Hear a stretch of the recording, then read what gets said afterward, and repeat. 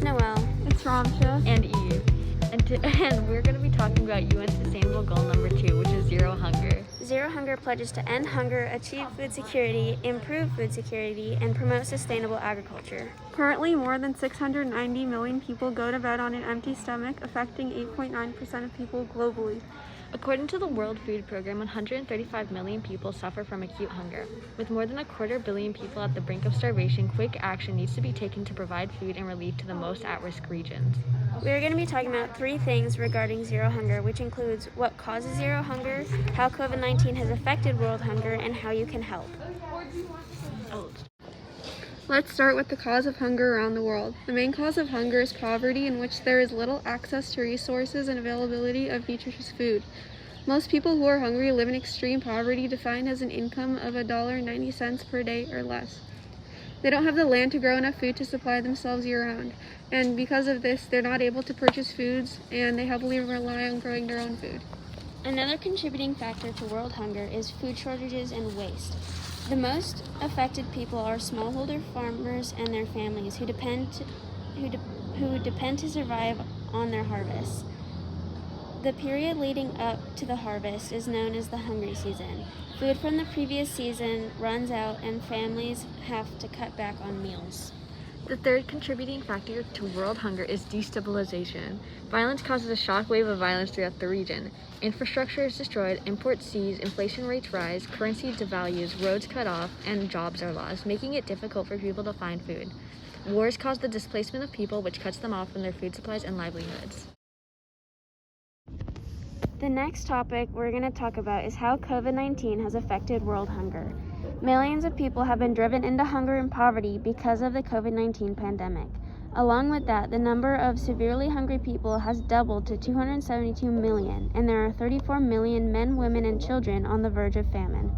Before the pandemic, there were already millions of people that barely had enough food for themselves and their families, who are doing even worse now. For lots of children around the world, school meals are the only meal the kids will receive for the entire day. Because of the pandemic, the schools were closed, and those children lost their only resource for healthy and nutritious meals, and as a cause, there's a risk of them becoming severely malnourished. A little over 39 billion school meals were missed globally during the pandemic. And in many places, the food that people get is from small-scale farmers who move their food through other small businesses that sell it. For those small businesses and small farms, that is the way they get most of their pay from. That is also a way many other people got resources, supplies, and affordable food. Since the pandemic caused those small businesses to close, both the people who own the business and the people buying from them were affected. The people selling lost their source of income, and the people buying lost their source of affordable meals. So after hearing all this, you probably want to hear how you can help, right? Well, there are lots of options. You can donate, volunteer, or even host your own community event. The first thing I'd like to recommend is donating to the World Food Program. It's a non-profit organization that donates to over 80 countries and provides about 15 billion meals to people every year. Not only this, but going back to the topic Noelle brought up, they also provide food for emergencies such as the COVID-19 pandemic. It's a great organization to donate to, especially if you don't have the time to volunteer at other organizations. Another organization you can donate to is the Hunger Project. It's another nonprofit organization but mainly focuses on community-led development, such as the Epicenter strategy, where communities are mobilized for action to meet their basic needs. This program also reaches a large range, as it reaches 16 million people in almost 15,000 communities. It's another great organization to donate to if you can't volunteer. Another great option is local programs. Our local program is the Ventura County Food Share. Not only can you donate, but you can also volunteer. It's mainly focused on volunteer work. Looking at the website, the main requirement to volunteer is being 12 and up.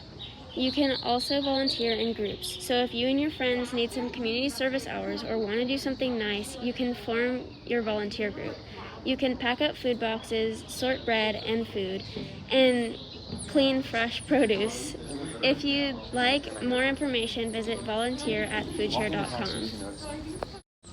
We hope that you learn more about world hunger, the cause of it, the impact COVID-19 has made on it, and what you can do to help. Thank you for listening.